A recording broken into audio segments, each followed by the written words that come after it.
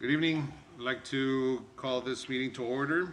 Want to do a roll call right quick. Orfelio Quintanilla, which is unable to attend. Monica Salinas. Here. Carlos Fernandez is not able to attend. Jesus Olivares. Here. JD Gonzalez. Luis Hinojosa. Here. Arturo Dominguez. I know he's on his way. Emilio Richer is unable to attend. Gene Lindgren. Here. David Puig. Here. Jorge Cavazos. Rodolfo Garza. Here. Jerry Jason Hinojosa. And Gerardo Maldonado. Take a moment for the Pledge of Allegiance. I pledge allegiance to the flag of the United States of America and to the republic for which it stands, one nation, under God, indivisible, with liberty and justice for all.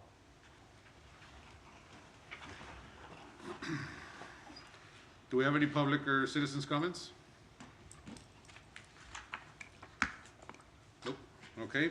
I'd like to move on to approval of the minutes of April 24th, 2024. Chairman, motion to approve. We have a motion and a second. All in favor? Aye. All opposed? All right, we have a full set of items that are coming up. First, I'd like to bring up, we're gonna skip here to go to item number 5. This, because we have some gentlemen here in the audience that would like to talk about this, and then we can move on. The discussion of possible action regarding Talise Development Project and any other matters incident thereto. Mr. Paco Palacios, Mr. Paco Barrientos, pardon. You have to make a motion to go Oh, Motion to bring up item number. sorry. Second. All in favor? Aye. All opposed? Passes. Mr. Barrientos, how are you? Doing good. Good afternoon, Chairman, committee members. My name is Paco Barrientos. I represent PNG Marketing Communications. We're a local PR and regional PR firm, and we represent Talise, which is the Legacy Group. Unfortunately, the Legacy Group can't be here, but they would love to be here, and if given an opportunity in the future, maybe your next meeting, we would like to do a formal presentation and have a Q&A so you guys can learn a little bit more about the project and show you some graphics, charts, maps, pictures, and visuals.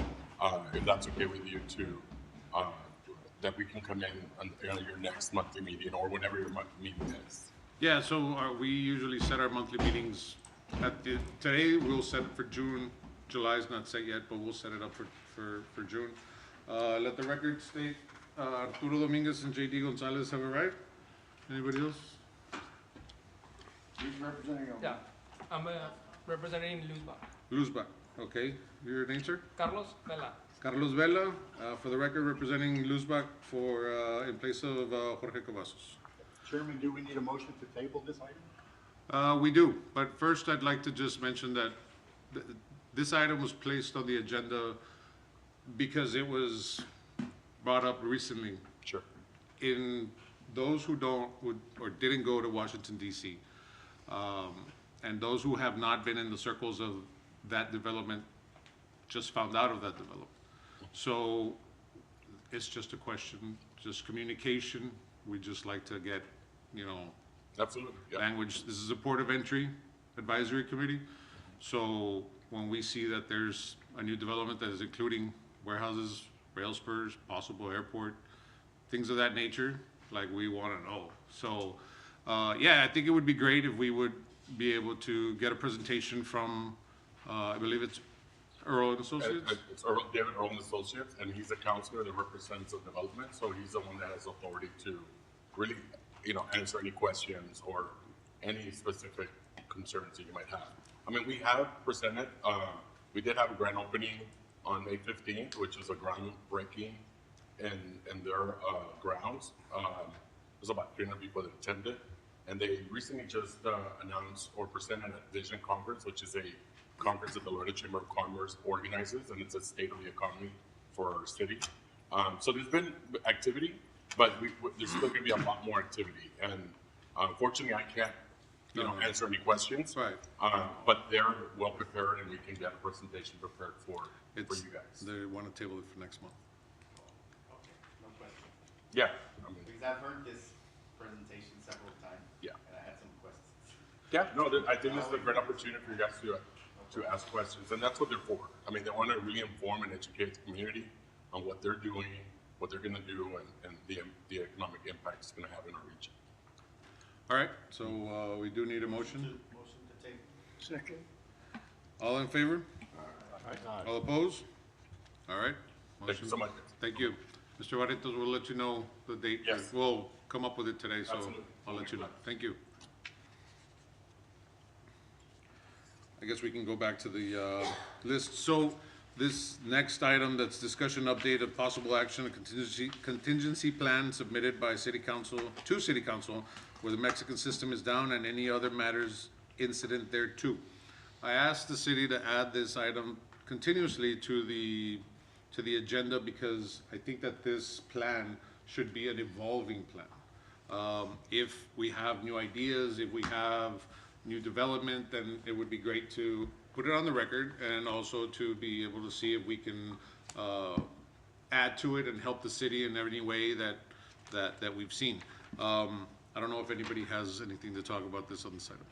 No, but just to, so that everybody's in the same page, there's only 10 booths in Nuevo Laredo that are processing on the 8,000 trucks or 9,000 trucks during the day. So it's important that they mirror our same amount of primary booths as we have, because, I mean, a whole bunch of trucks just to process 10 primary booths, so.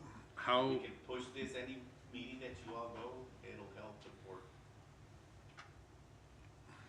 I guess my idea is how do we get Mexican side to, I think there's a lot of people pushing for plans on the Mexican side.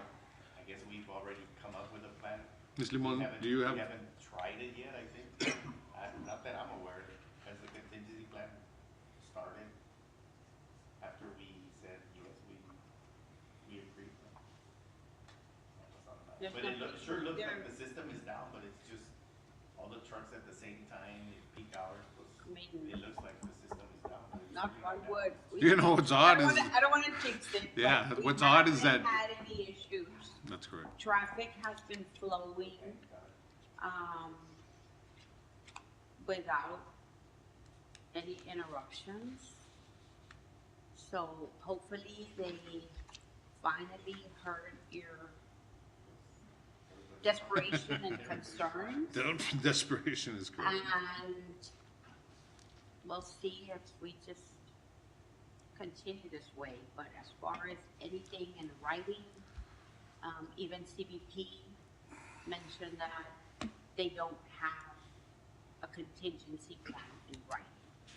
So maybe something that somebody in this committee may want to start drafting something. If you all wanted an official document in writing, start developing a written plan. Maybe some sort of memorandum of understanding that having To do what? to do this, having the same amount of the tolls and being on the same page, if that's possible. Well, they were gonna write what's it called, a referendum, they passed A resolution? Resolution. Yeah, I haven't seen any resolutions. I'll follow up. No, they voted. Yes, In one of the council. Yes, I know that they voted. Has it been done? I don't know. I need to follow up. I need to check with legal to see if it's been drafted or what has been drafted. But yes, they did mention, I believe, about 3 different resolutions. Just for clarity, Arturo said they, you said they, then you said council. So they meaning council, right? Council gave the city manager directive to draft resolutions to kind of work with the legislators in Mexico, work with to make sure that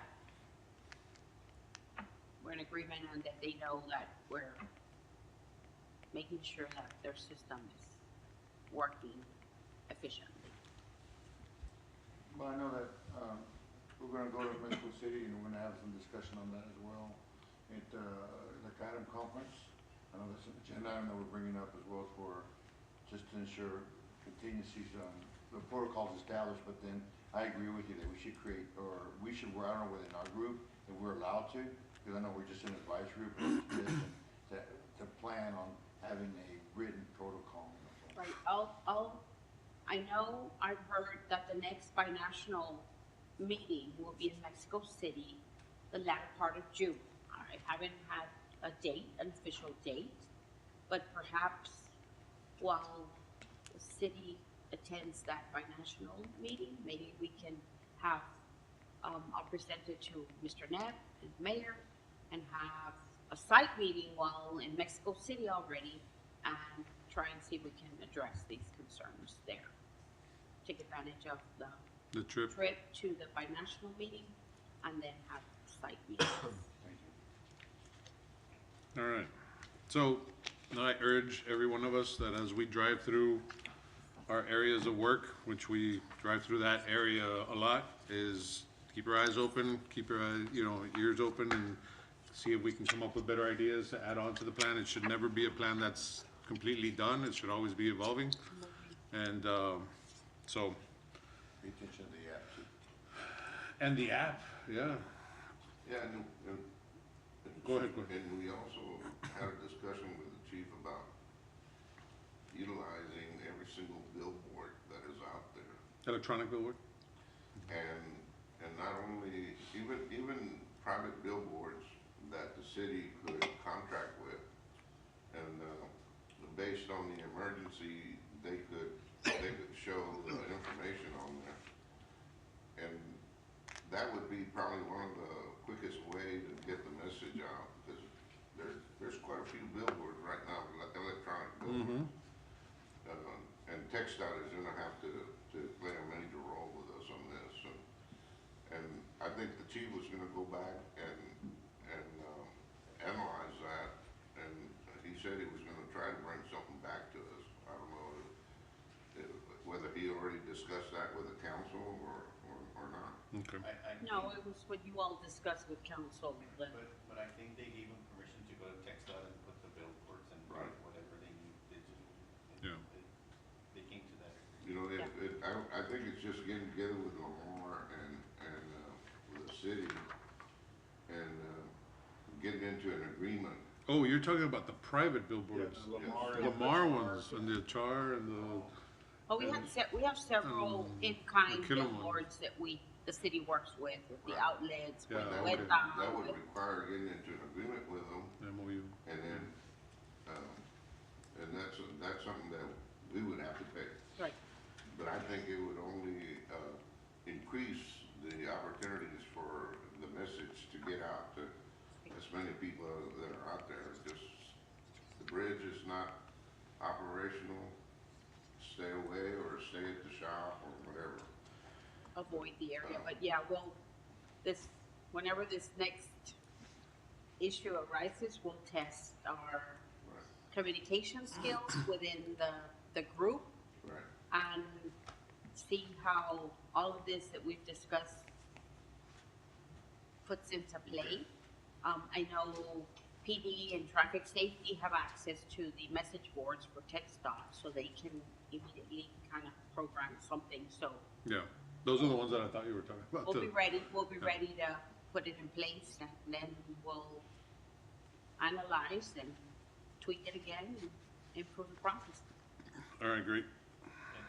And there was also an education process as well for the public, like when the plan comes in, what route to take and don't take this road, don't take that road. Yeah, we'll utilize the city's PIO, the bridge marketing manager, the police department's PIO.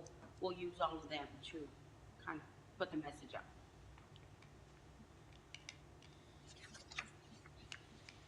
The next, No action. no action for this item. But the next item that we're gonna talk about is discussion of possible action on bridge toll fees and any other matters incident thereto. Motion for the bridge toll fees, motion. What's the We motion? have what? I motion to do the discussion. Oh. Oh. Yeah, motion for, Doesn't mean that I Oh, agree. it's like Oh, motion. that was, okay. Motion, I don't think you need a motion. no, yeah, it's discussion. So, Just in the reason that this is put on there, on this list is because the last time that Mr. Dominguez and I were up on, presenting to city council, we were talking about U-turn, cost increases. And somehow in there was a miscommunication that we were talking about tolls for axles. So this is brought up, so that it could be on record, Right. that this It's- Port of Entry Advisory Committee is not asking for increases on On the toll. per axle. On the per axle tolls, no. Correct. Not asking, Correct. not recommending. Not asking and not recommending, correct. I have not asked or recommended No. any increases It's- in tolls. Yeah, no, I don't think it is- was. It yeah. did go to council on May 20th, the public hearing and introductory ordinance to increase the insufficient fund fee to $100 plus the per axle fee. So if you would have had money in your account, you would have paid your $23.75 if you're a 5-axle. You would have paid your $4.75 per axle. So you're gonna pay the city that plus the $100. Plus, now with your recommendation, we're making it mandatory that if a company has multiple insufficient fund U-turns, it will be mandatory that they leave a credit card on file and that they participate in the auto replenishment program. We couldn't get them to do it because they would challenge our staff saying, where does it say that it's mandatory? And we didn't have it mandatory. Will it say now? But now we will. Okay, good. Now we will for those companies that have multiple insufficient fund U-turns. What would be considered multiple? 2 All right. or more. Okay, As Good. of when? One time, and okay, quizás les pase. okay. 2 or more, you So- leave a credit card on file, The you, usuals are, they already have multiple. The usual Oh, suspects. yeah. You bet. And you're getting ready to go through the budget process, you're not proposing any fee increase. As of right now, I'm not proposing any fee increases. Just for the committee to know, we have not proposed any toll rate increases since 2017.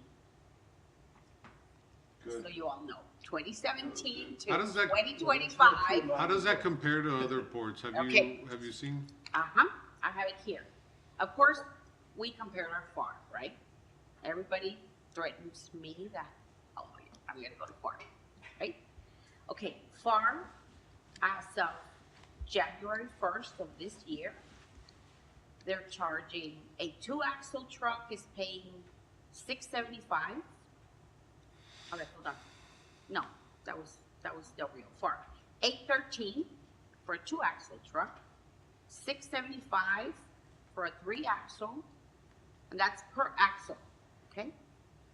$556 for a 4-axle truck, $545 for a 5-axle truck, and $504 for a 6-axle truck. Laredo is at $4.75 per axle. Flat. So a we're regular- lower than FAR. But our volumes are more, Oh, Huh? God, yeah. Right. so we generate a lot of money. So So, yeah, if you compare, if you wanna compare Eagle Pass is flat, $5 per axle, commercial. So they're 25 cents higher than the city of Laredo. They have less volumes. A So lot less fun. nonetheless, they have less volumes, but their rate is still higher than Laredo's at $4. so just for the record, an 18-wheeler through Laredo is $23.75 5 axle, yes, $23.75. compared to FAR, Compared to FAR. $27.25. At 545 times 5. Yeah, $27 with 25 cents. Okay. So you go to Sam's and buy a bulk, it's cheaper than going to Diesel. That's a theory, We're lower than them, right? yeah. Oh, yeah, no, we are. So then, Yeah, that's it. it's a marketing tool for us as well, so. Right. That's right. So, And that's why I wanted to make it clear, because they said, no, well, Rick Laurel said, no. I did not say, yeah. and this yeah, was not part of our increase. discussion ever on this board Yeah. to increase the, And just for experience, I know that in the past, we had a port of entry and we support her recommendation and the trade went after us hard. So we. Of course. I would recommend never support. Everything's fine. So that was discussion. I don't know if we need a motion or not, but, No. we're good. No action there. So the third item, discussion of possible action regarding additional primary booths at World Trade Bridge and other matters incident thereto. I think you've had discussions with us on this item. Okay, so you're making reference to CBP GSA, the port, not the city. Well, it's because our president, our association president told us about these additional booths and We met with CBP in preparation for the expansion. And they indicated that perhaps they would need more primary booths from the 15 that they have at primary, plus the 4 that we have at Fast, that they perhaps may need additional primary booths. They indicated that they needed their old back cave, a canopy with an island removed. They indicated that perhaps another exit booth. So we made note of their requests. They also mentioned that perhaps do the similar fast lane that they did at World Trade at Columbia, and look at the Columbia facilities as well to prepare further growth with the expansion of Columbia. So, I mean, I asked, I said, if you wouldn't have the city of Laredo as a partner, what would you all do? They're like, nothing. We've had no growth because it's hard to get funding through GSA. I agree with that, but there's other means to get funding, like our congressman, the city. I mean, there's other means to, I mean, there are other means, but but it's like, we're gonna add a new hose to this bridge or to a pipeline that brings water. And you have the same valve. Regardless how big that pipe is, it's gonna shoot the same amount of water. So we do have to increase the Right, valve, right. a bigger valve, so that we can process more trucks. Right, I mean, In does- other words, with the same amount of primary booths, it's not gonna help if Well- we don't have more primary booths. that's where the expansion project of the primary, the secondary, and the exit booth project came in back in 2011. That's when it was completed. Because the city leaders then saw the need for future growth. What year was that? 2011, yes. 10 years ago. So we prepared their We had- port of entry, How many did we have back then? 8, 8. And it expanded to what? and then they added 2 more at secondary, and then we added an additional one at the exit, right? We were processing how many trucks? 5,000, 6,000? About, so I was talking to Mr. Olivares, it's like about 6,000 trucks 6,000. average. So, So we prepared, our city leaders prepared the facilities for the growth and for this expansion. Now, at Columbia,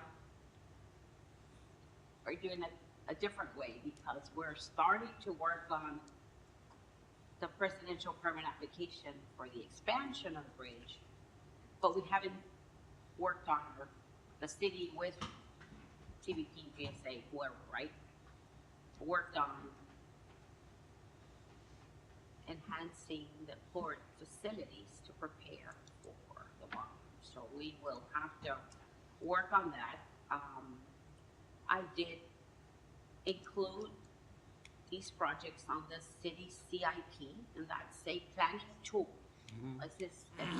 There's no funding identified, but it's there as a planning tool so that the city leaders can see that, aside from our financial advisors, so that they see, okay, where is the bridge headed in the future as far as construction projects?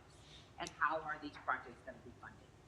There's a lot, like Arturo said, I mean, it could be through a donation acceptance project. It could be through a private partnership project. I know we've funded projects, the expansion of World Trade, the primary, secondary, and exit was funded from TechStop through the Coordinated Border Infrastructure Funds, the city, and GSA. GSA partnered also and also contributed financially. So it can be done, but right now it's on the city CIP. I mean, we have a lot of wish lists and we can't fund everything. So it is noted on the CIP for future planning so that the city leaders can see the project needs and then decide how to fund it. Of course, not all one at the same time, right, with different years, but I mean, times are tough. So, I think we just wanna keep competitive, that's right, the word that. Do we have a cost of how much price per booth it would be? No. I didn't bring any. No, that's fine, it's just, Back then it was like $1 million per booth because of all the technology that is in there. I remember when Joe and myself, we were at, Cape 80 Hudson, Texas.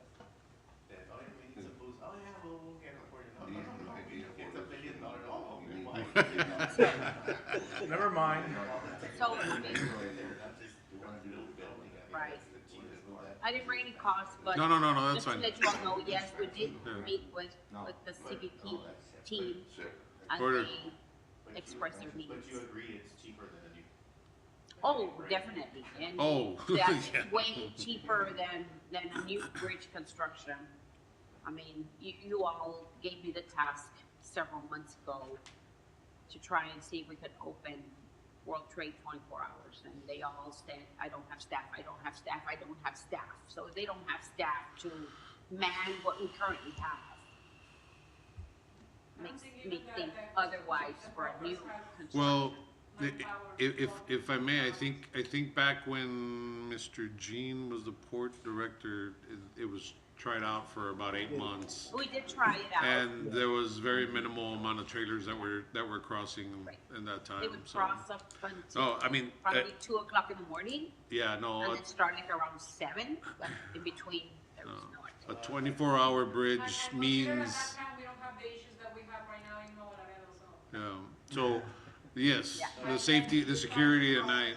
A 24-hour bridge means a 24-hour trade community working at the same Right. time, so I don't see that happening either. I mean, if it were in a perfect world, that would be nice to have, but We tried it, how many times did we try that? when, Gene, Order, order. Gene was proposed that because there was gonna be 600 trailers crossing at night in a week. Yeah. He said that client never got here. We just kept it open until, they cut us the funding, I mean- so we stopped it. But the difference between back then and now we have like 4,000 B1s, which they have to cross and go to destination, which is very different than back then. But then again, the insecurity, And we do work, I mean, if the need arises with a client, that they need to cross so many trailers at whatever time, we've worked with some customers to extend the hours till 1 o'clock or 12 o'clock, and they work with CBP and with us and with ANAM, and everybody, we all work together and we extend hours to allow their crossings, but it's not he needed. regular. he It's needed not advertised. 24 inspectors for that time frame, 24 inspectors, 2 at the booth, 2 at intensive, 2 In- at ACS. all over. 2, but it was 24 inspectors. I mean, they have technology now, which is great, but still, it will require additional personnel. Is that, but that's not advertised or anything, but that's a good thing that you all are open to do that. We don't advertise it because it's not a guarantee, we're gonna stay open. But customers do reach out to CBP, me and Anam, Okay, and say, okay, I have this situation, whatever. Years ago, there was a protest or union strike in the northern ports, and they needed for us to stay open. So we worked with the client for I remember about that. 5 days. That About was, so. that was Los Angeles, wasn't it? The port, No. the western port, No, I the think it was the western, northern port. I remember It the was Western. before COVID, I think. But the good thing But is that we do that work- option is there. Yes, we So do we- work I with didn't know that 24 option. hours. I didn't know that I option. didn't know that, but that's great. Right, we do work with them, if needed, then Yeah, we, yes, but- we stay open until they're, and they tell us, okay, I'm gonna cross 50 trailers, okay.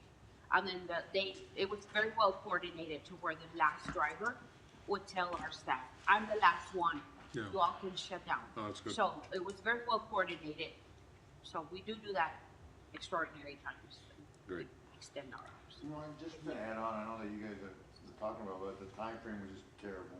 We had I think we had a recession at that time, and so, I mean, volumes dropped considerably, it was 2008, 2009, so there were some challenges.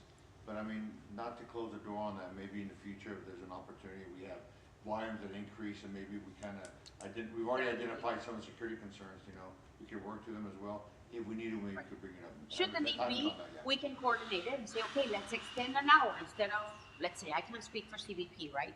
But for the city, okay? Can you extend your hours, instead of closing at midnight, can you close at 1?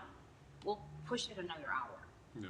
But as long as there's guarantee that there's gonna be activity. Yeah. Because we're not gonna keep staff an extra hour if there's not gonna be any crossing. Well, I'm glad to hear that there's a, that it's a possibility if needed. It is, I mean, I don't know about the other courts, but what I've experienced here, working with the city, we have an excellent working relationship with CBP and with ANAM.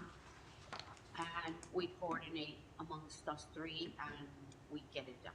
You know, go back to the original question, we've identified some areas that we feel that there's a need for improvements, not including the expansion. You know, like, building around the back here that's antiquated. Is there anything that we can do to get a study or move forward with that kind of project, to see where we can go? It's a benefit to Laredo, and even to have to, we go for a DAP program, see where I we mean, can. I don't think there's a need for a study. They're already telling us it needs to be removed. It's just a matter of finding the money to remove it. Yeah, but do you know the cost on that right now, or no? We have to go, Millions. yeah, I mean, we It's could not say. just, No, understood, but we still have to determine the cost so we can start working on budgeting, and getting some funding for it. they've identified a number? temporary cost and that we included that in our CIP document Thank you. for city leaders so that they know how to plan and move forward. Going back to that 24 hours, I think there's a bigger opportunity for Colombia to do 24 hours. When the governor stated that his new road was gonna be the safest road I mean, La Gloria. in Mexico, and that he was gonna have Puerto City just entering that road, and so that's a different story. I mean, Colombia, as you all know, may not know, we're still closed for commercial 100% on Mexican holidays. We're still not processing any commercial on Sundays. We have shorter hours. We don't process till midnight, Monday through Friday. So there's room for growth there before pushing the 24 hours. And that's what I told him after he did his presentation, that he needed to work, and he brought Dr. Gonzalez, hey, what's going on with Because we're with all still, of that? I mean, World Trade, at least on Mexican holidays, they open from 8 to 4, which allows some movement. But Colombia, they're, And the thing there is the Mexican workers. Some of them, they don't have the license to cross by Colombia, so they're not gonna send the trucks over there. Even we are open 24 hours. Can we get the time by hour on how many trucks we cross by World Trade by hour, which is our peak hour, what is our I think, get that for you all for the next meeting. There was a study back in 2000, I think 19, which is probably the latest one is 19 from Nuevo Laredo. And it states there that from 8 to 5 is like 80% of the I traffic. mean, comes most of the traffic at World Trade starts to pick up around 11, 12. And then it starts dying down like around 8, 9 p.m. That's like when it peaks for us southbound. But I'll get those numbers for you. Can we get that information also from the Mexican side? Yeah, sure. I can share this. Maybe they have more accurate information with the pedimentos? Right now. Yes, no, Not right now. I'm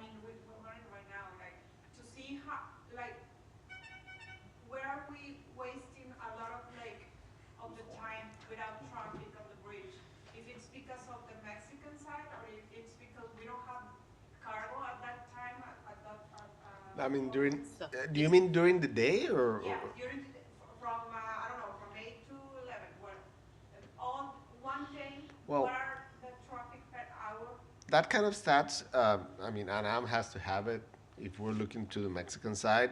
By the pedimentos, it's difficult. I mean, we don't have a system to show us the graphics for that. But, I mean, we all know more or less. I mean, from Mexico, the traffic from Mexico to the U.S. is during the morning through the heavy traffic through 4, 3, and vice versa, right? You know. Pero por el But- validador de la asociación no puedes sacar las horas, cuánto se procesan. El validador, las horas de tráfico y de cruce, no.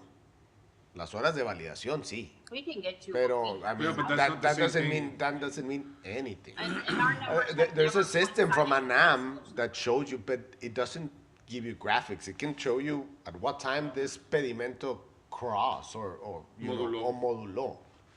But I mean, they don't give you graphics or the I mean, They do have them because when the administrador does his oh yeah, monthly meeting yeah, or yeah, quarterly yeah, meeting. yeah.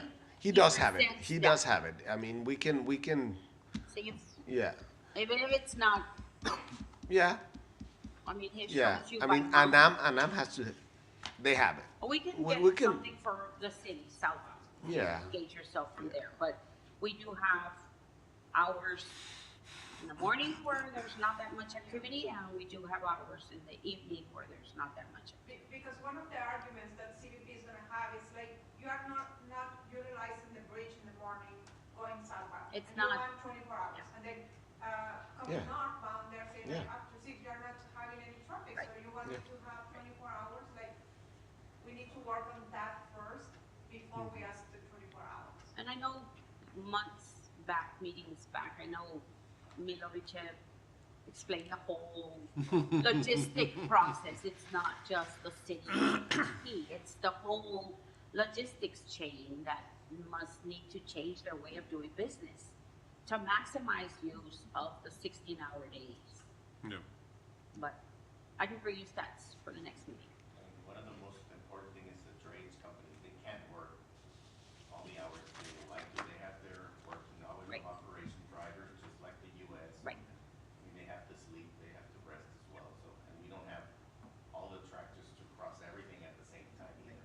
There's not enough tractors for that, so that's one of the reasons why. So I don't know if there's any action on this item, but I just heard discussion. Do we have any action on this item? No action. Moving on to the next item. Discussion with possible action regarding the City of Laredo refrigerated facilities contract and any other matters incident thereto. This item was put on this list, on the agenda because of recent increases of 25% of cold storage fees. And I know that some of the trade community was asking as sunset clauses for this management agreement to be able to be open for public bidding, if per se. Okay, the current contract, the original contract had a 10-year time, a term, with the, option to extend 2 additional 5-year terms. So that's a total of 20 years. The Where are we? original 10, we're at year 12. So we're past the 10 years. We're at year 12. And so the next 5 years have already been extended? Mhm. And when does that end? 2027? 20, yeah, In a couple of years? Yeah. Okay. right. But they still have the option to extend the additional 5 years, Another 5 years. another 5 years. But there's a revision behind that at So we're, the 10-year is supposed to be a revision, and also at the 15-year revision to allow the contract to extend, right? There's some provisions behind that, right? No, they just notify the city manager in writing that they wish to extend, and So we're talking about the next possible time that this contract is up for bid is 2032. I have a question. I mean, I don't visit Colombia, I haven't been there in a while, but is it true that the cold storage in there is not working? I can have Luis Novosa speak on that behalf. Yeah, for the record, Chairman, I'm not an employee of Garros, but I represent them. So I can sure answer any of the questions. I might not have all the information available, but I'll be sure to either the answers I don't have available, I mean. You can find out, right? Find out, yes. So in regards to that, the answer is that Facility 2, which is the one installed in Colombia, is not working. That facility was damaged in a storm early last year, and it's not been replaced. What I can also tell you is that the service has not been interrupted in Columbia Bridge because there's a Facility 3, okay, a much bigger facility, and that has been servicing the trade community for the past let's say 12 months or whatever time the other facility's not been working. But per the meeting that Garros had with the city manager, they were advised that they need to repair it and bring it up to par and put it into operation. Yeah. So this is, So facility This 3, is the refrigerator inspection facility that's located within the CBP import lot. but who's supposed to repair it, the city Garros, or? Garros. the operator? The is there a plan in place to get that repaired? Yeah, And that warehouse belongs to the city, correct? It It's a code. belongs to GSA. Oh, it belongs to GSA. It's And within Garros the leased GSA it. property. That's correct. But it's not Garros the other one. is a No, management company. it's not the new one. No, it's not, it's The not new third- one is outside, The third. across outside the the- street, right? It's Yeah. outside the GSA. Even, and any company or any person that they want to open a new facility, they can do it, or they are not allowed to do it? Like, let's say, they are working right now outside of the CBP area, company B can place another cold storage outside of CBP, and can my customers decide where to go, or is just for them the contract? I believe that would need to be discussed with CBP. Because in one of the meetings, CBP says like, we are open to have new cold storage, but they just have to come with the money and the facility. Right. So on the side of the city, there's no restriction for any company to come and say, I want to put cold storage, and do the process with CBP and get approved. I don't know if if I there can- would be any legal issues that would need to be reviewed prior to having anybody With building a cold storage. building a. If I may, I had a conversation with Assistant City Manager Joe Valdez, and he said that there is no restriction for that. So as long as you come To the with, city. with the money and the facility and the effort, as long as, he did mention, and I don't wanna make it as cold and blunt as this, but as long as the city gets their money, Right. whoever comes to play ball, plays ball. It would have to be. The city gets their money on the outside, right? So in order to be an inspection station, there is a fee that is being paid, is that correct? Yes, sir. Yeah, he's talking about the fee.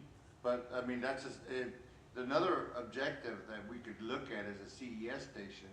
I know the city would not be involved, but that goes directly from CBP to the outside, so the city wouldn't benefit in any way just to trade wood alone.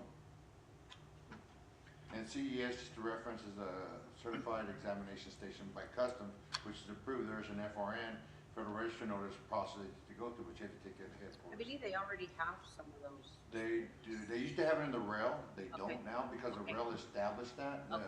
their own on-site.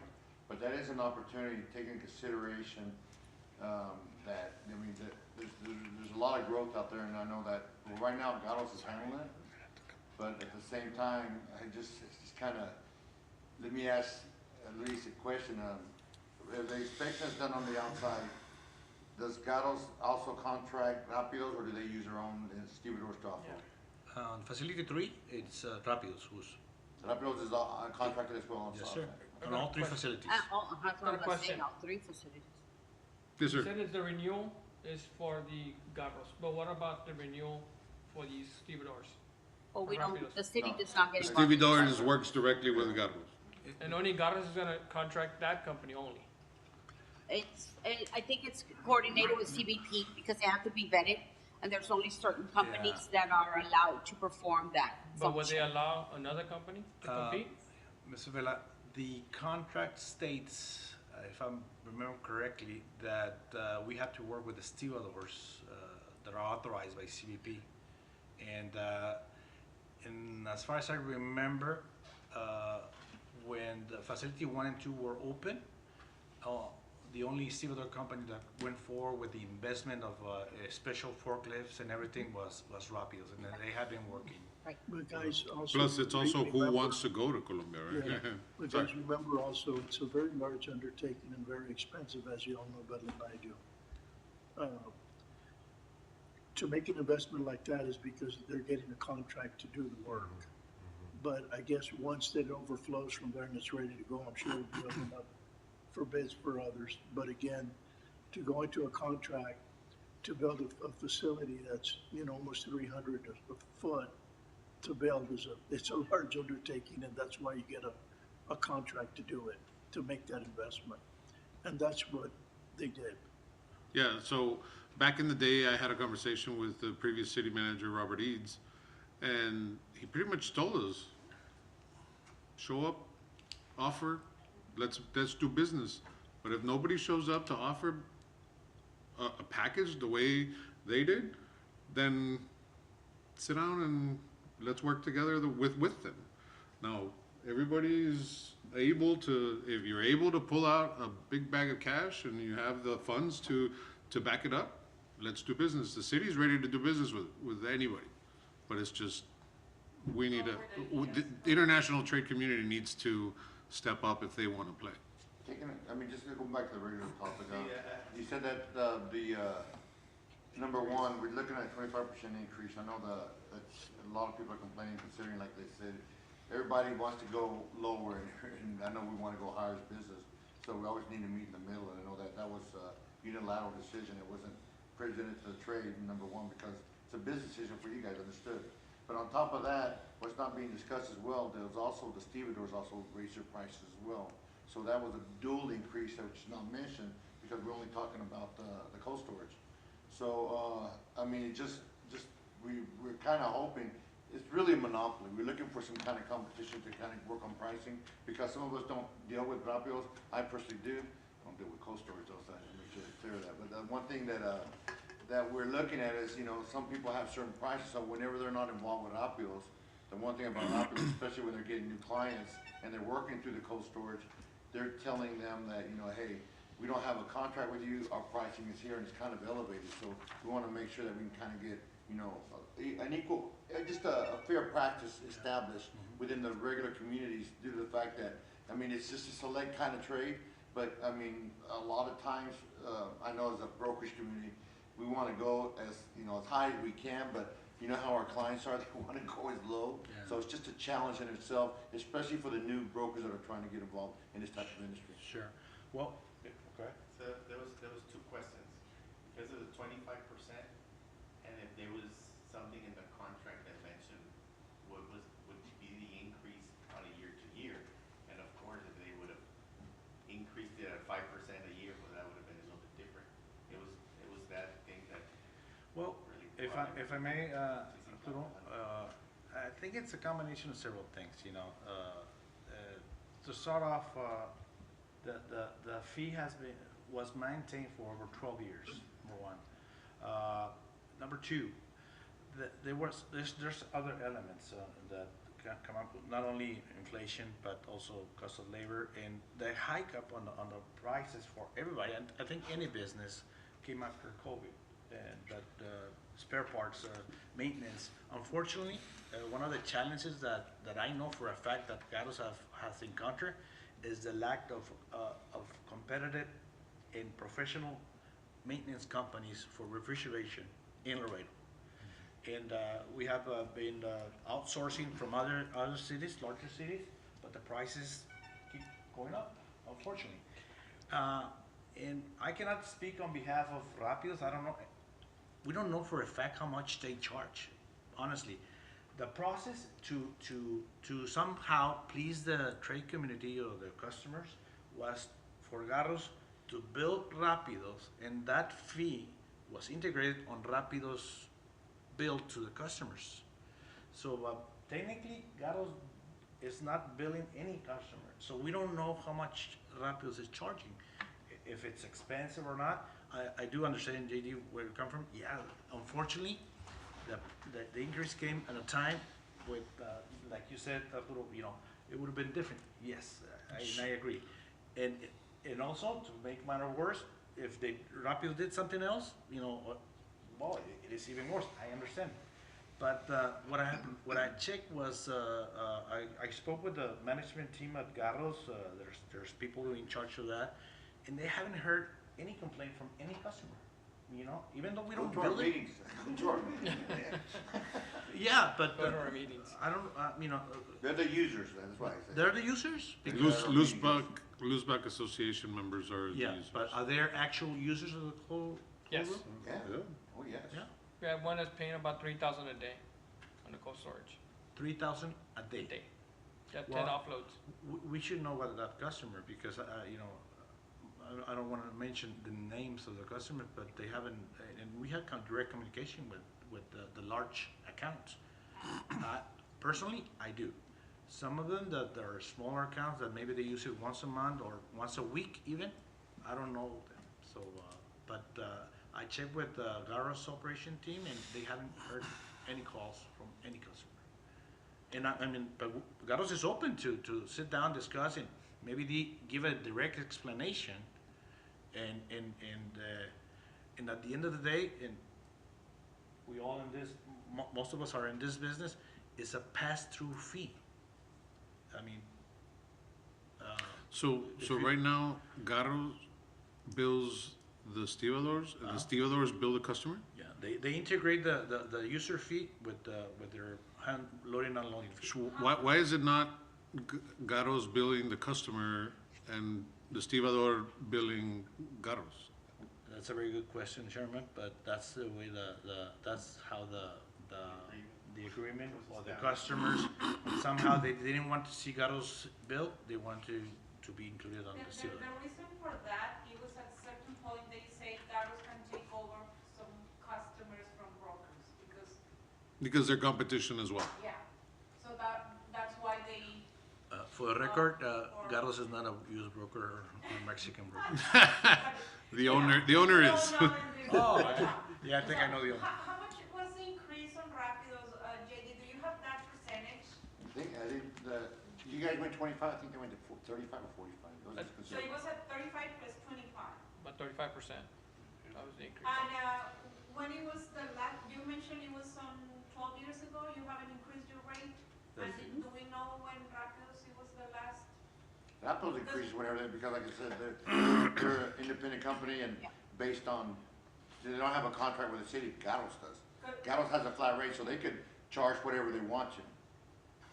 They don't have a set fee in Yes, that. because we need to keep in mind that we have to be competitive. And for that, I have a friend, and correct me, because I don't remember the phrase, it was like, if you pay peanuts, you get monkeys or something like that. So we need to keep in mind that if we haven't had an increment on those prices, I mean, the cost of labor and the people that we want to give the service on cold storage, on stevedores, on whatever we have, it has to raise the prices on those people. We are not paying anymore $7 an hour, we are paying more, so just keep that in mind. Luis, and I guess the challenge that we had, and especially that was discussed at our meeting, was they have the collaboration from customs as well. And so one of the challenges were some people were trying to offload, and because they were behind in payments, because their collection process, remember, we're collection agents for you guys as well. That's a passive cost. Yeah. So we have to rely on our clients to pay us. Yeah. And some of them, I guess they didn't get paid or whatever, they would not offload there, and they had their truck stuck there at the facility with the merchandise offloaded and then not being reloaded. So that was the initial complaint, and that's where that started from. So like, and Customs came back and said, well, they wouldn't defend it, but they sit there and said we were trying to work out because there is an agreement. I guess they have certain agreements, but they have to be very careful on, because the government's not in collection agency as well. Yeah. But then they are in a position where they request the offload for inspection, and, you know, the determination is made on the importer or the broker, you know, whatever arrangement set up. So the fee structure has to be, like you said, 3,000 a day, and I'm sure you deal with, I know a few of those brokers that came approach me as well, and they said, I haven't paid in a while and I have no issues. But at the same time, I just started and I'm having issues. So it just depends on what you're working with, and we're just kind of reaching out, considering you are the only owner for that operation, that you can kind of work with the trade, regardless small or big, because I know we're always working for small and medium enterprises, and hopefully you can help them also. Sure, sure. Just for the record, Mr. Puig has asked to be excused early. Yes, sir. Thank you. So I don't know if that's So- something that maybe you wanna set One more up, like question. maybe you know, the next customs brokerage meeting to have a representative there or something, but I know that there is a lot of questions. I was at that meeting So- with CBP, but yes, Got sir. one more question. Yes, sir. If they have a contract with Rapidos, can another company create another contract with you? If it's, As long as they're You could co- vetted, you could right? compete if it's As against long as they're approved vetted. basically. stevedore through If it's CBP. approved, so they can compete, since your prices are different from the stevedores. Yeah, I mean, Venezuela, I think the answer is yes for facility 1 and 2.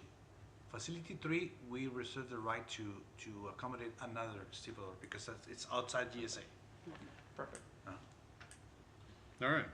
No, just a question as well, I know you were reference, you know, and it comes out, to me, it's just coincidental, but the fact is, your operation on facility 3 has been available for a year, but the one inside has been down for a year. Can you guys fix it, or what's going on with that? Why can't the It was a repair be done? major damage, Mr. Gonzalez, and the several technicians tried to bring it up to date. It was not exactly, you know, in my sound it was like that, but no, it was a little bit after the facility was completed and it was running operation. In fact, customers were not using Facility 2 because of the technology that Facility 3 has. Facility 1 and 2, they don't have vertical ramps, which means that the reefer trailer doesn't have to be open outside, it opens from inside. So there's never an impact on the cold chain or the temperature. So maybe that customer that pays now $3,000 per day, that customer is the one who wanted to move all their freight to that Facility 3 because of the technology, and because at the end of the day, that industry requires to maintain and preserve the shelf life of their product. So what happens when, But- what happens when warehouse 2 goes back online? But What happens to warehouse nonetheless, 3? it will be put into operation. yeah, of course. Because Is there it a was, timeframe? What I'm trying to say is that it is the customer's decision whether to use Facility 2, Facility 1, Facility 3, it's up to them. because World Trade Bridge was constructed the same way as Facility 2 at the Columbia Port of Entry. And World Trade Bridge is operational and processing.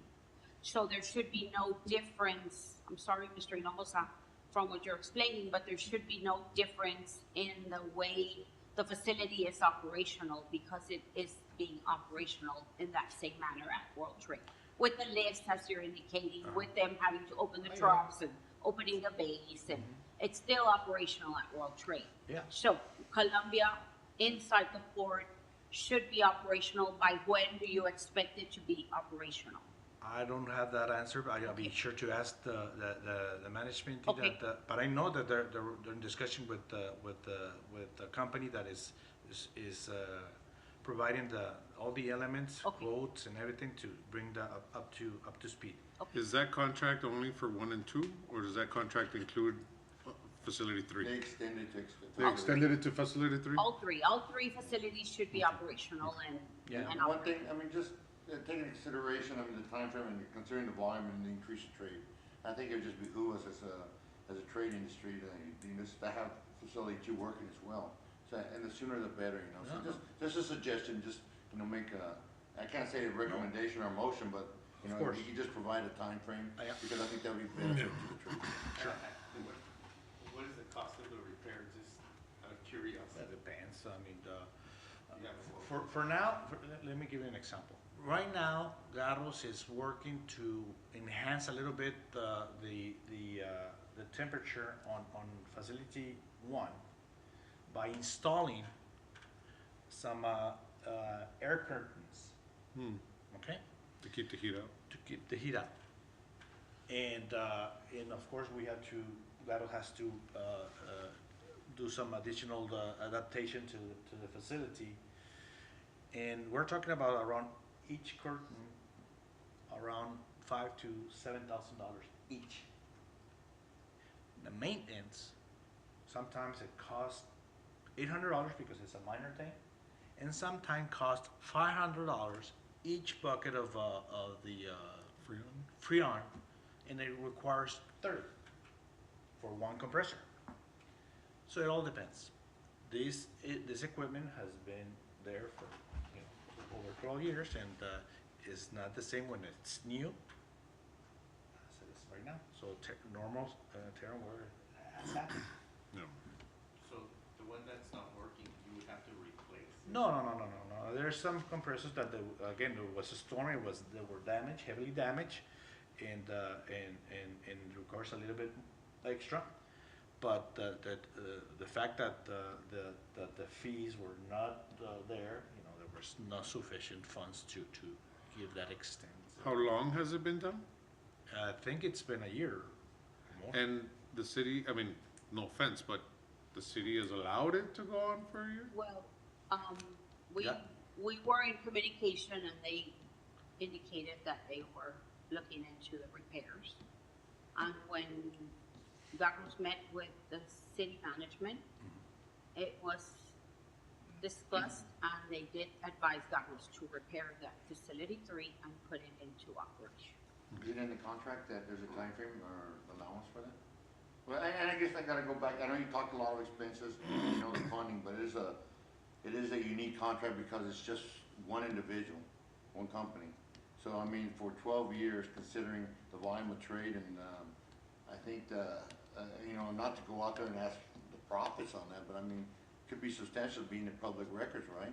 It is public record Yeah. because the city gains from it, so you can do Yeah. backtrack math and figure out what the profits Just are. with the amount of money involved, I think it shouldn't be that, the time frame should take that. That's my humble opinion. Yeah, of course, Yeah. of course. Based on the contract, the contractor is responsible for all the maintenance. Operator is responsible for the maintenance and operation Okay, of and both that's all the facilities. electricity, all the maintenance. and- Electricity, AC, plumbing, That's where they keep the 88% of the they're, profits. they're required And, to, and when those were built at the time, that's what the engineers recommended. Might not be the This- most viable thing right now Yeah. because of the amount of maintenance that No, they require. Yeah, and I don't think anybody's arguing the fact that it's an expensive fix. Yeah. It's just after a year, after profits of after 12 years, like it should be fixed sooner than later, right? Not a year later. Yeah, but and again, and I want Yeah. to elaborate more than that is necessary, but again, service has not been interrupted, and Garros from customers have not addressed any concerns about the facility 2 being not functional. We have a meeting June, I don't know if most of it, right? We have a rail trade day, we have a meeting there with customs, and I'm sure that it will be an agenda item, because I know that's what the discussion is. And I know one thing that, some people like to speak up during certain timeframes, and a lot of times they use certain individuals as a messenger, so, not to speak out of turn, but it's June 11th, 12th, and 13th for rail trade day. We have a customs meeting on the 12th in the morning, and it's usually a 3-hour meeting. We'll also have customs headquarters coming down here. The assistant director, Miss Rose Brophy, who is well, acting assistant director, so she'll be listening as well, so, we invite you then.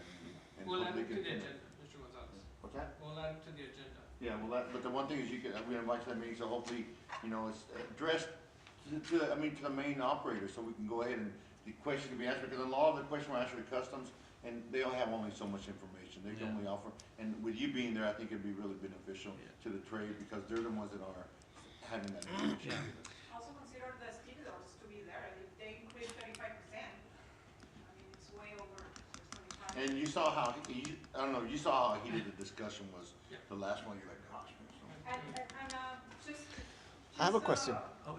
Yeah, point of order. A little bit of information, I haven't cleared any cold storage in other ports. How is the price in the other cold storage, like FAR, or do we have a? Yeah. You cannot compare, I mean, No, just- I but, know we cannot, but like- that's a good point, Ms. Just Salinas, to say, like, because, if my Coke cost in Laredo $5, and obviously in New York, it's gonna cost $10, but it goes like with the index, it goes with the inflation of the city and the cost. but But again, if it's almost the same price, or we are just 10, You know, 20, 30 just off bucks. my experience, because I know, we built ours first, FAR came after them, but this built, I think it's city managed, it's not managed by the trade, and it's not an independent contractor, and I know their prices are lower, but I can find out what the exact prices are. But their volume's a lot more as well, because they do a lot more produce. Produce. Yeah, that's their marquee, trade, and I know they're trying to compete a lot, not with us, but with Colombia, and that's one of the key areas as well, so taking into consideration, we can see, we can find out, considering that we represent the entire area, we can have some more members approach us and give us some pricing. You'll be surprised the difference, there's not a big difference between. the- Pricing, No, the volume? volume. okay, Yeah, because I hear that we already on the limits with them on Yeah. already, Yes. on the volume. Okay, so does, McAllen, the Valley, they have a?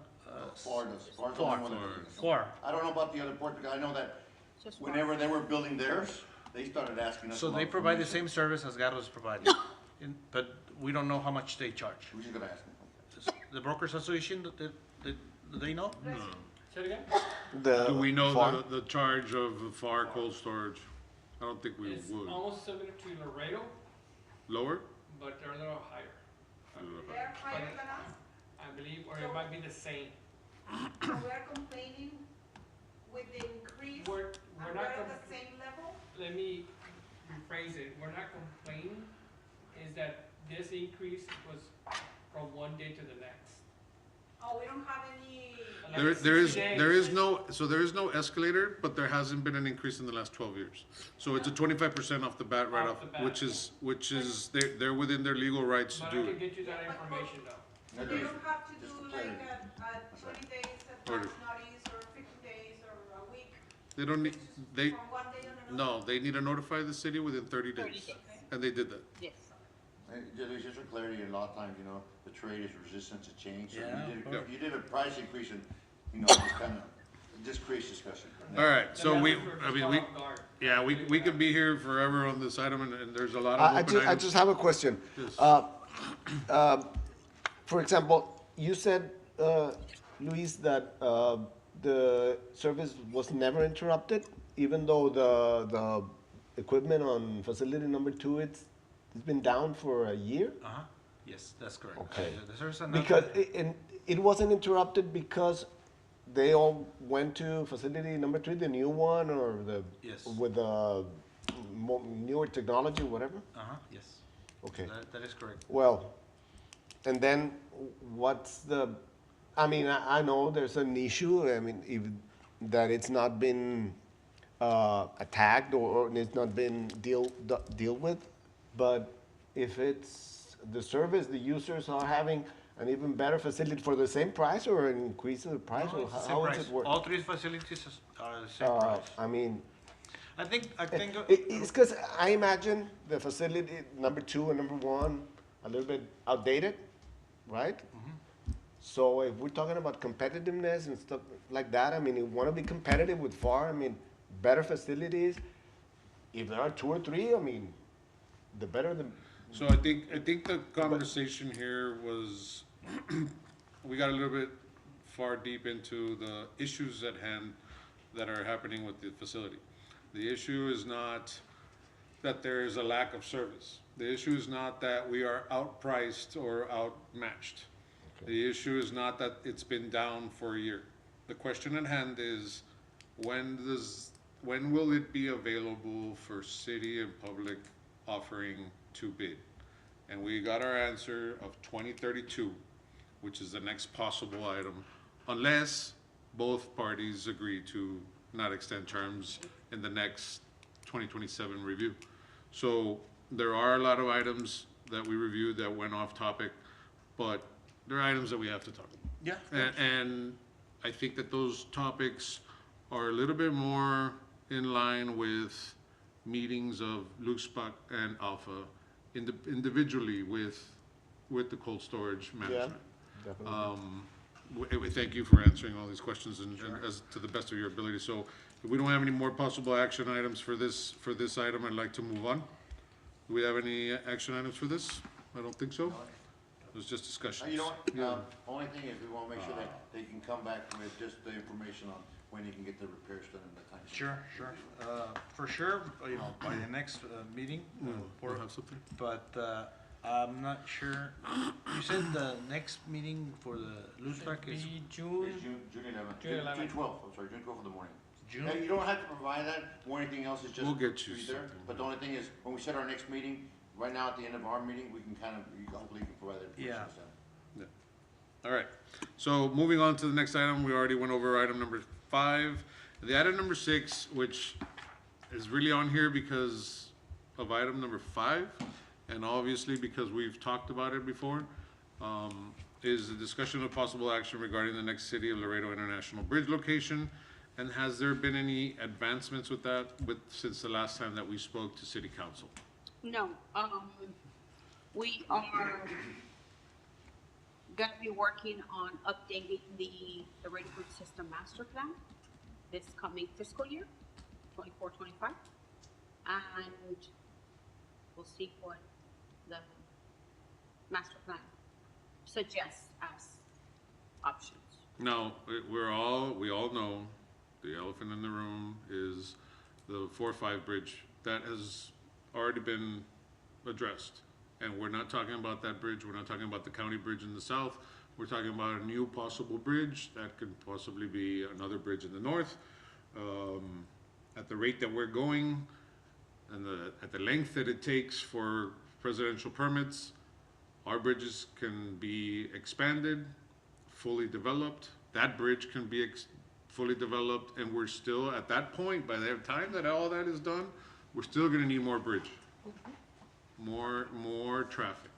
So, I know that when I brought it up, it was a little bit of a hot topic of like, oh no, like, why are you competing with us? With the county? This is not competing, this is growth. Like, okay, congratulations, you got your bridge. We still have to look for future. And there's no guarantees that any bridges are gonna be built, but we have to push forward for the next bridge. Right. It will be part of the scope of work for the update to the Laredo Bridge System Master Plan. Correct. We believe that the expansion will expire in a couple of years. It'll take us And somewhere, but And this new bridge will take between 10 and 12 years to build. more. And so we have to look to the future. I mean, we have to start now. Yeah. I mean, we've all heard from Mr. Montemayor, telling us that El Paso has 7 bridges, and we're still working on a 5th bridge. I think we still lack 2 more bridges to compare us with El Paso, and they don't have the volume that we have in these bridges. And it's just my comment. Yeah, I think one of the things that we need to look at is, that we're looking at another commercial bridge or another, vehicular, type of bridge. It's, cause there's one presidential permit that's been in place for many, many years, and that's for the railroad, right off of Mines Road. That area, it hasn't been back at y'all's workhouse. But On that's, Flecha? yeah. And that permit has been there approved for decades. I- And Is it still available because of the new expansion of the rail bridge that's happening? Cause I don't think it's gonna be, It's UPs, it's UPs and KCS has another. it's a bridge, so the Uh, thing is that location. right, That's, I think that's one of the things that we need to sit down and brainstorm. You know, is it another commercial bridge, or is it another, or is it gonna be both? And of course, we have to find out, is it in Tamaulipas, or is it in Nuevo León? right, so, The most important is infrastructure on both sides. right. The infrastructure on On both both sides. sides is the most. So in my honest opinion, and what I've heard and talked with other international trade executives is, they're worried about truck traffic. Do we need more, it's commercial that they're worried about. Do we need more for tourism, more for cars? Obviously, more would be better. But the primary focus would be another World Trade Bridge that should be focused on nothing but international trade.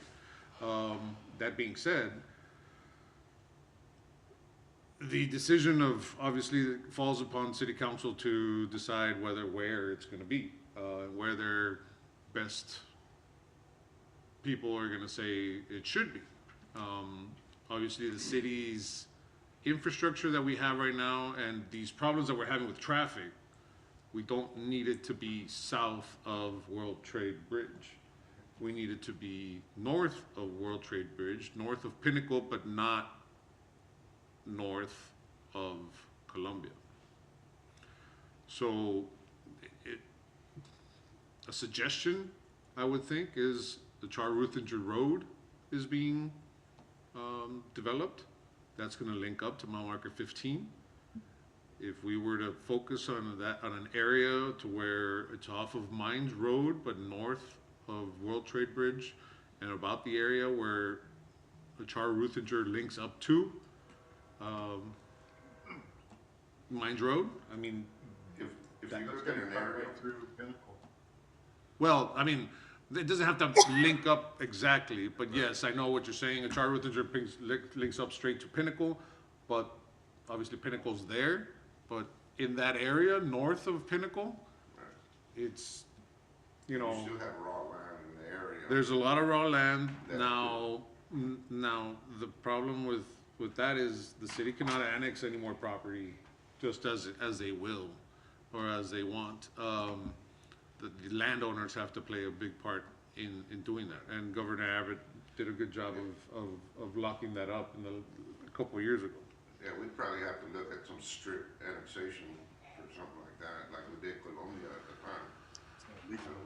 We weren't out there, so we had to strip annexation all the way up there. I think something to look at is look at it from the top. Yep. Like you're talking about. And say, if you're gonna do something in between these two bridges, where are you gonna take it out? And I think that's gonna be the key. And you're gonna take it out towards, the toll road and that area. Cause that whole area up there is fixed, it's taking off, I think everybody Yeah. knows. And if any warehousing is moving, it's moving in that direction.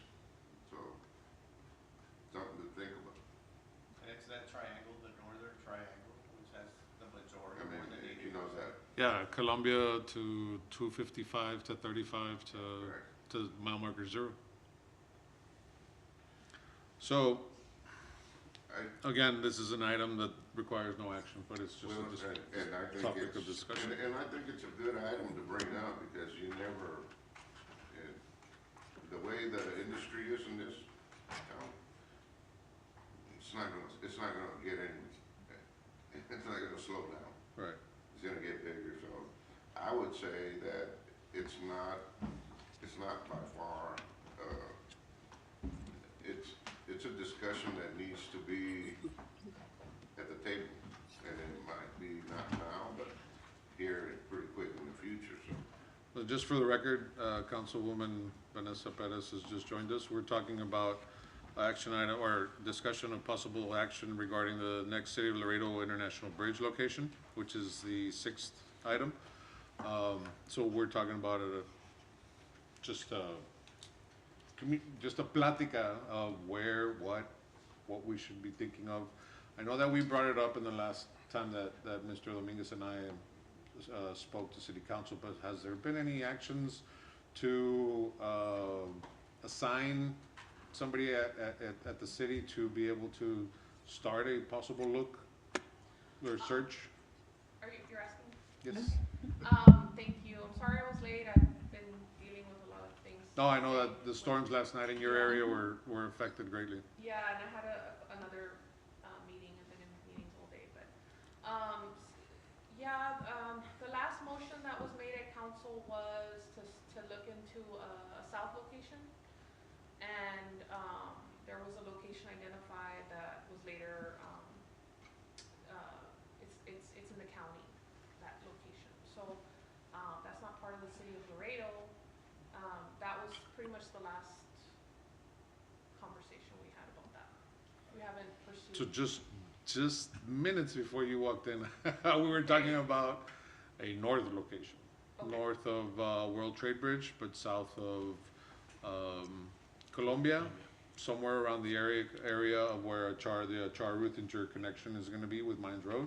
I know that was the debate when we had talked about it. It was a couple years ago when Dr. Marte was still on council. He was the one that made the motion for us to pursue a south location. But then there was all this work that was done at a location that is not in the city limits, and so it doesn't seem like the owner of that property has any plans to make their property part of the city of Laredo. And so then it would become a county bridge at that point. And so for the city of Laredo, we would either have to go along with that motion and look for another south location, or we would have to come back to council and ask council to, I guess, reconsider if we want to go back to the north. So there is already a south location for the county bridge, and I mean, There's only one location in the south, and Right. it's the one that's being Right, and touted for the county bridge. and I don't think the city should go searching for competition of areas in the south. I think the city should be focusing on the opposite side to not compete with them, but because then they're gonna say, okay, you want two bridges in the same area, like, well, that doesn't make sense. But if you not compete with them in the fact of who gets it first, just in the area of one in the south, one in the north, they both might make sense. Right. They both will be good for the city. Don't know, but we need to focus on not getting close to that project. Well, El Paso, going it's forward. my understanding that El Paso has, how many bridges? 7, we just talked about that also, 7 They're a lot- bridges. They do a lot less volume. So my comment We're was, behind on bridges. yeah, so my comment was, it's not, I mean, they're already focusing on the South Bridge.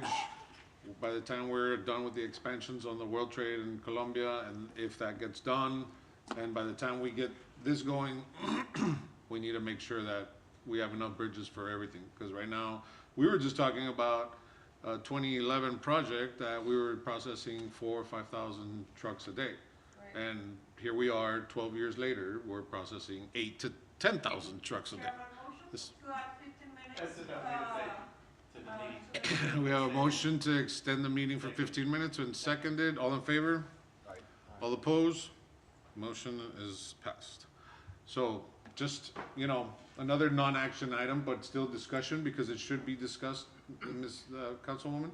But, I mean, it would be, I don't know, what do you recommend we should put as a action item for city council to push it? Because we've already asked for it once. Do we need to go back and ask for it again? Do we need to ask for, it's something that shouldn't be, we'll see it in 2026, we'll see it in 2025. Should be something that should be, focused on to be able to, that this doesn't take 4 months to do. It takes years, decades sometimes to do this. So, I mean, we're talking about a 2045 project, a 2035 project. Well, yeah, and especially like now with the way that the government has like a 2 years on just the environmental, or I think it. how many years is Exactly, the environmental? environmental It used to testing, be yes. like 6 months or something. It's longer. It's longer now. I think it's, by the time a location is solidified to the time it's actually breaks ground will be anywhere from 8 to 12 years. Right, Just in the application process. So, and you would know too, right? So, yeah, this is not something that we're gonna be able to get done in less than 8 years. no, Even if we had a location today. Right. So, and plus the funding and all that. so say, the future part is the funding, but say the city designates an area. Right now, with the laws the way they are, the way the Governor Abbott has put them in place, what is it that the city actually needs from landowners? Because I know you cannot annex land anymore just as freely as you could before. But a couple of years ago, some laws were passed to where now landowners have a really big say in what you can and cannot annex. Right, and the law changed to where first municipalities cannot force annex. It has to be voluntary, and then even if you're in the ETJ, you can opt to remove yourself from the ETJ. So, it's not really up to the city, it's up to the landowner to bring the application for annexation, and we've been accepting almost 100%, if not 100% of all the requests for annexation on the west side. Because we have like the county and the city, and it's gonna, Yeah. people are developing one way or another, and so, it would be up to the landowner to either put the property up for sale and the city buy it, or then for them to donate it and us to agree to accept the donation and identify that location as the next bridge. And so of course, it wouldn't just be us picking a location, it's not that simple. We No, have to no, look at no, the right. infrastructure on both sides, can they sustain it on their end, are they willing to come to agree? So this is a binational effort, and the Mexican side has to be fully on board, because, you can't have half a bridge. So they're gonna have to build their half, and then they're gonna have to build their infrastructure out, and so this Right. is a whole, and I think that's where the south location came in, was that there was all this work that had been done over years to get that on both sides, but again, it's not in the city limits. I think, you're correct, but I think that bridge in the south was initiated and pushed by a Mexican national.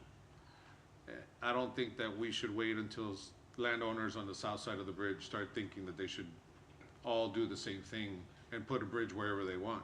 I think we as a city need to pick a location and not beat them to it, but work with them to our benefit. Because as it is right now, that bridge down in the south is not gonna benefit the city as a municipality. Will it benefit the city as a whole?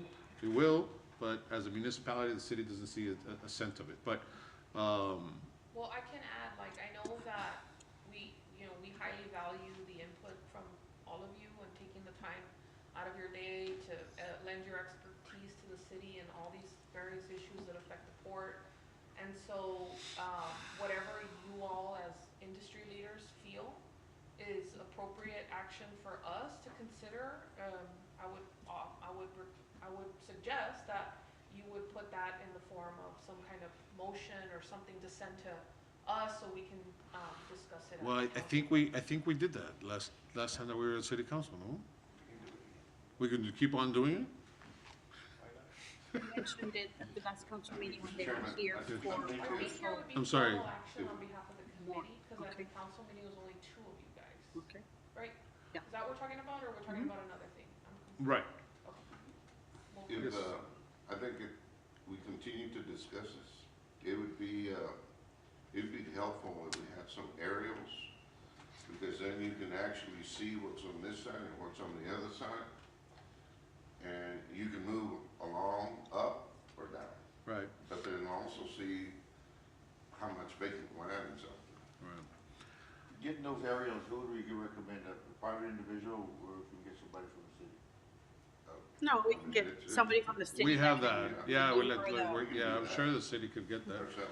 I mean, I'm not, this item will be an item that I will pound every month until my last meeting, because I think that it's an item that it should be really focused on, and it's our future.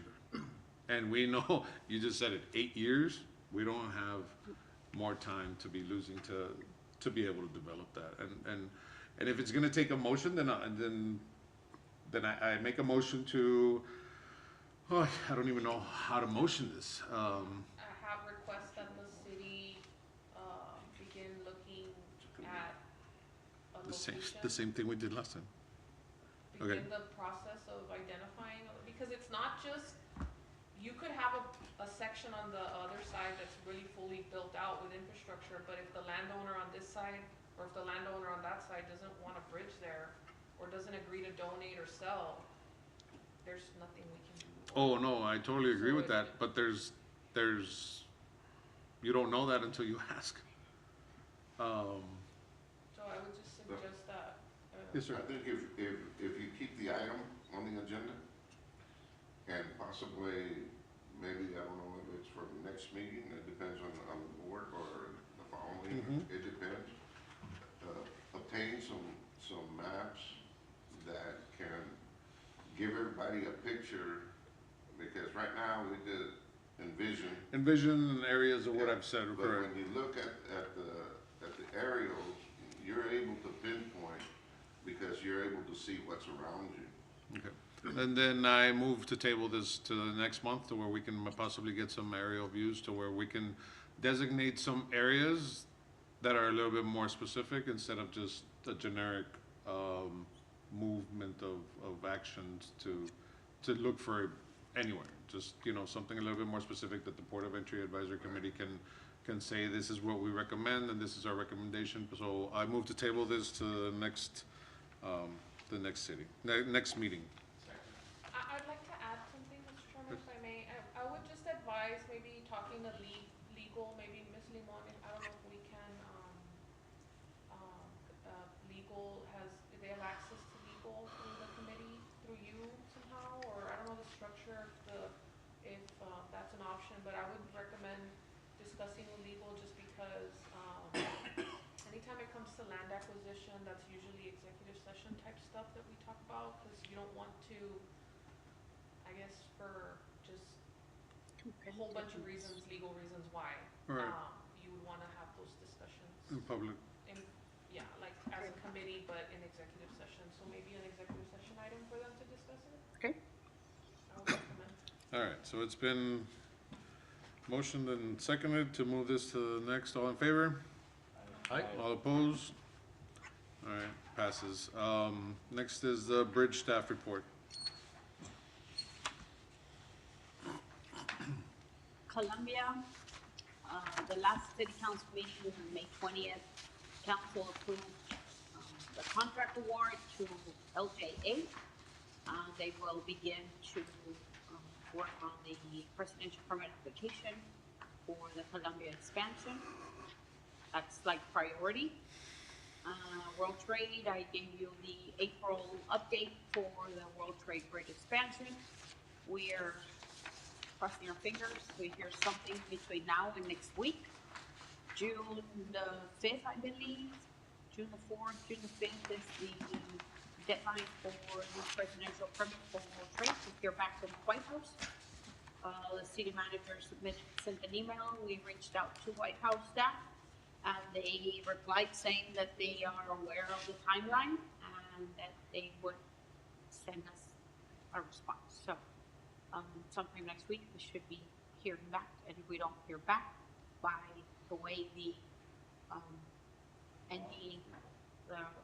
legislative was written, we should be granted the presidential. Right, so I'll keep you informed. Our budget, we have begun to prepare very preliminary budget numbers. I have a meeting tomorrow in the afternoon, city management, and as I mentioned, we have several items on the CIP plan. Not proposing any rate increases on my behalf, as of now. What else? Everything is moving along. The agenda item, as I mentioned earlier, the agenda item is the final reading is going before council during the June 10th. They hold the council meeting. So the next council meeting will be June 10th. I have the final reading, going up to increase the insufficient fund fee to $100 plus a coaxial fee, plus making it mandatory for repeat offenders to leave a credit card on file and participate in the audit. June what? June 10th. Okay. Ken gave you the spreadsheet with the Yes. numbers of where we started and where we're at now. I mean, we're still at 213 last month at World Trade and 22 at Columbia.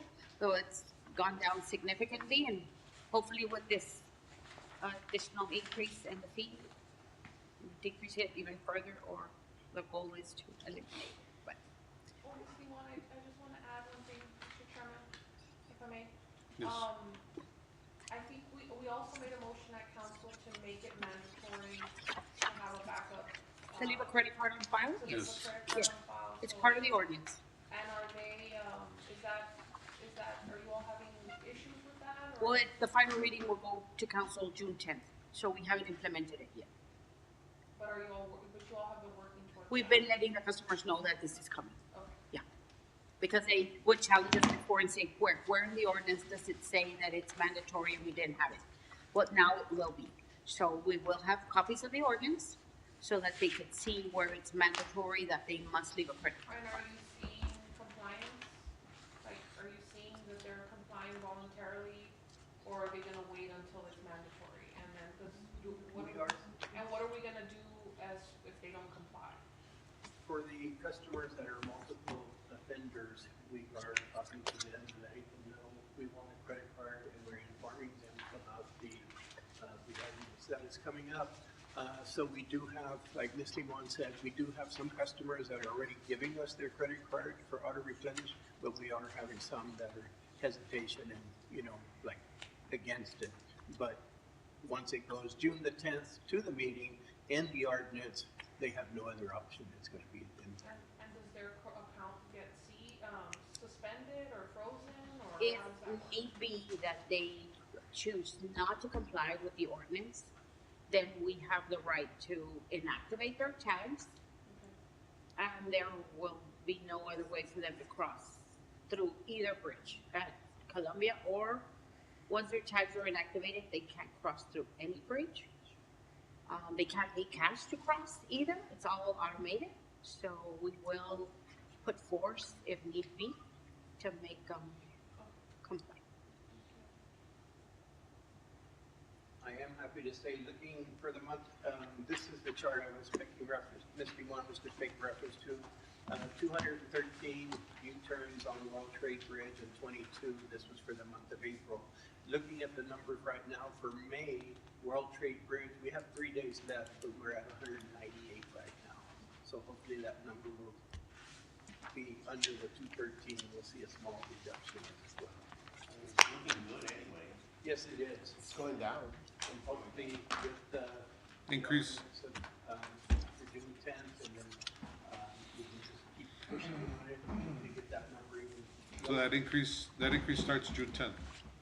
No, No, the increase is going for final reading at council. on June June 10th. 10th.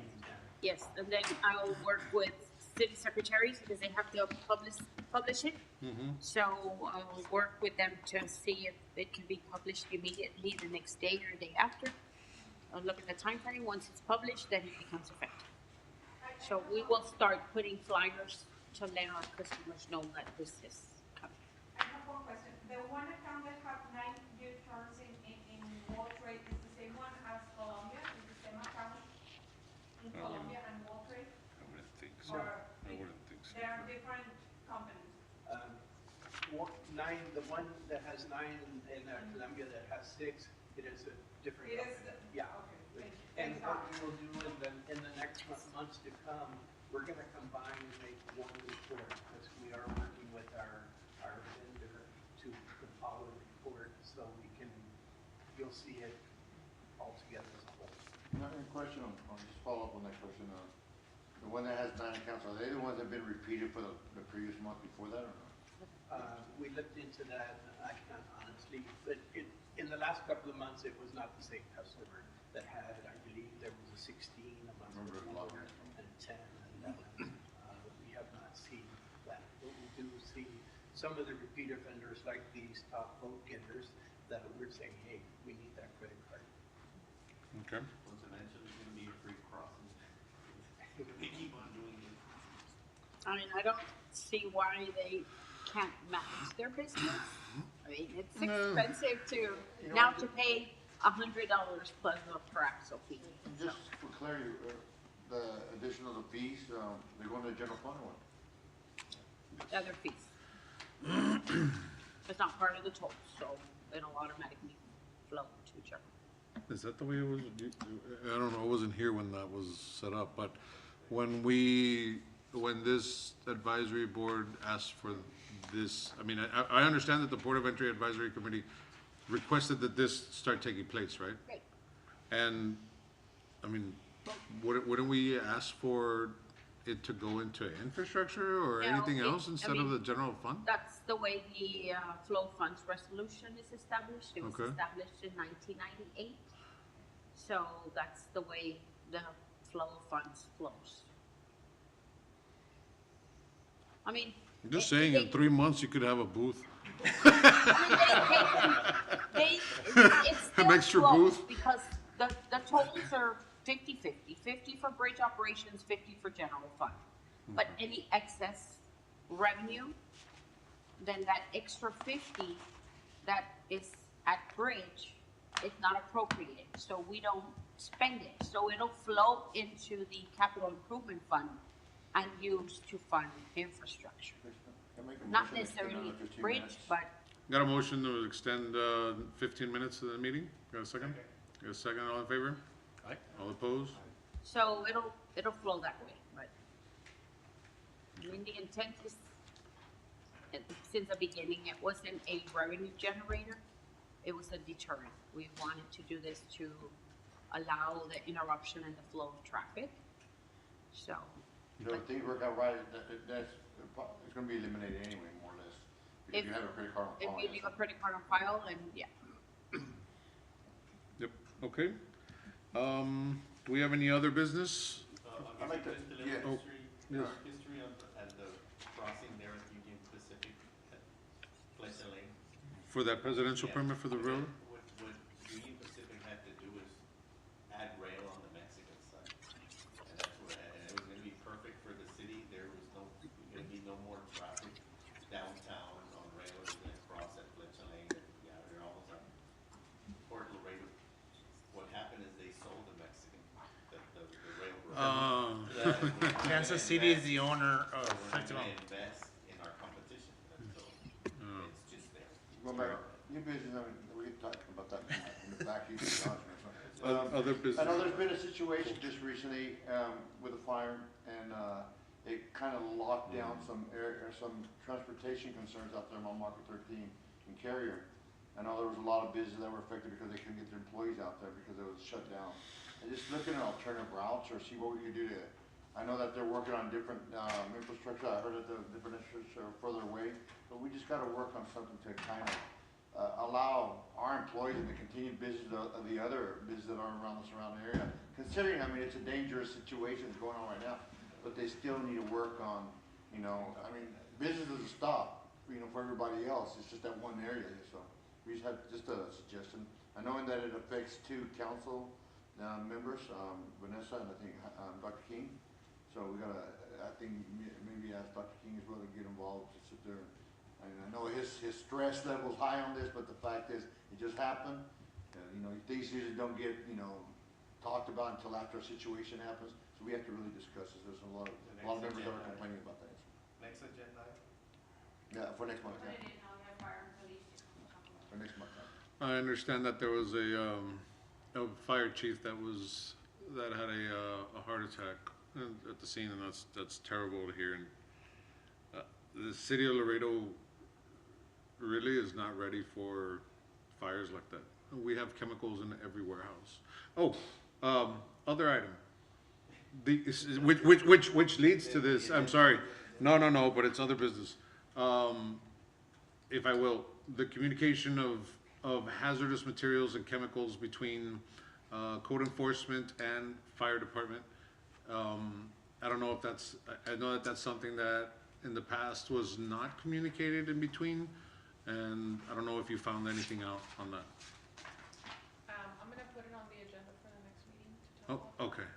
And then, just going back to the, like, the fire situation, like, we have one of the best trained fire departments and police departments in the entire, Yes, you we know, do. state, maybe even country. They were prepared for this, it's just that they didn't know exactly what, I guess, they were dealing with, and there was a lot of, what I understand from Chief Hurd was, there was a lot of, like, hay material inside, and that material is what he explained to me, is it's a slow burn. So they had it under control immediately, Right. like it never spread, or it was, you know, they contained it, it's just that the items just needed to, like, burn. I in no way meant that the fire department is not ready for it. I in more of a way meant that, it's right next to I-35. I-35 is the heartbeat of the city, and it's shut down. It's not shut down, but it's extremely congested compared to any other days. Well, Unitech is problematic. The alternative route that they had where they would cross the tracks was taken away from them because the railroad said, no, you can't come through here. This is an unofficial crossing. We're not gonna allow it. And that pretty much routed, you know, left them with only one way in and one way out, like through there. From 35, that one bridge. So they do have bottleneck issues. They've reached out to us for help. I know they reached out to Councilmember King. We've talked about it at MPO. Judge Stano has looked at, because a lot of that land is in the county. So he looked at possibly making a county road parallel to the backside? tracks, taking them up and crossing them over at the next crossing. That was kind of where we left it the last conversation we had. So, Unitech does need help with their congestion issues, and maybe changing some of the roads to one-ways, and maybe kind of what we're doing, what you've done here with the contingency plan. Maybe you all can put your heads together and create some kind of flow plan, and we can modify the streets to one-ways where, you know, they have to follow a certain way in and way out. I don't know if that would help or not. I would like to add that as an item for, just focus on Unitech for the next meeting. Is that MPO that you all discussed, that the Killens were willing to donate road but coming south instead of north? We did not talk about You that. didn't? No. I think there's something in the table there. Is there? Okay. Well, that's great to hear, but we did not know. Just for the sake of time, June 26th, I'd like to make that motion. Yeah, next scheduled meeting date, I'll suggest June 26th. so I will be on vacation that week. But that's no problem. I mean, you guys can still have the meeting when, Mr. Puig said that, he will be out of the city for the week of the 17th. But besides that, you guys select. I'm not gonna add a date since I'm gonna be out, and you guys, What days you are out? 24th through 28th. That is, Mr. Puig's out 17 through 21, and then the week after that is the 4th of July week. The week before that, that's too soon, so. did you mind July the 1st? Just right before the 4th of July? Is everybody in town? It's a Monday? It has to be a Wednesday. Okay, no. I need to check, What? I don't think there'll be a council meeting here, but I need to check availability of council chambers. Cause they already have us automatically reserved for the third Wednesday of every month. That will be But One, the two, 19th. the The 19th? 19th. Mr. Puig and myself, I'll be out of town as well. Okay. Well, I'm available 19 and 26. Is the 19th a US holiday? Yeah, the Juneteenth, You're right. so no, You're right. 15th. so. So the 26th. Holiday? But you're Yeah, not in town, right? Juneteenth, which is fine. If I'm not here, you guys can still have a meeting. I mean, yeah, Juneteenth, Okay. annexation, or no, the Emancipation Mr. Proclamation. Quintanilla is Co-chair. Co-chair, okay. Yes, He has to be here. If He would. If you, And if he's not here, then Mr. Dominguez, who has been chairman before, can chair the committee. okay. The 26th. 26th, agree? Okay. Motion to adjourn? All in favor? Aye. All opposed? Next week. All right, see you next month. Thank you. Wait. The next meeting is gonna be with Talise. I wanna be here for that meeting. Pues don't worry. I'm not, can I ask if we can focus on the Monday through Wednesday of July 1st through the 3rd? Cause I wanna be here for that meeting. When is Karen, it's around those dates? The 26th, the 22nd of July. Can you break July, them in pero- for the other? The end of the month. The 21st, 22nd? Yeah. I won't be here on the 26th. No, but for the following, For the for next July. Not put 'em in Oh. for June, For the next but meeting. we bring Talisa Oh. in July, when All right. you, Okay, So the 26th stays. okay, okay, so we can let, you let Paco yeah, know? I will, We already No adjourned, item right? for the 26th. I will. We'll let them know for the next meeting. All right, nothing changed, so no worries. All right, thank you guys.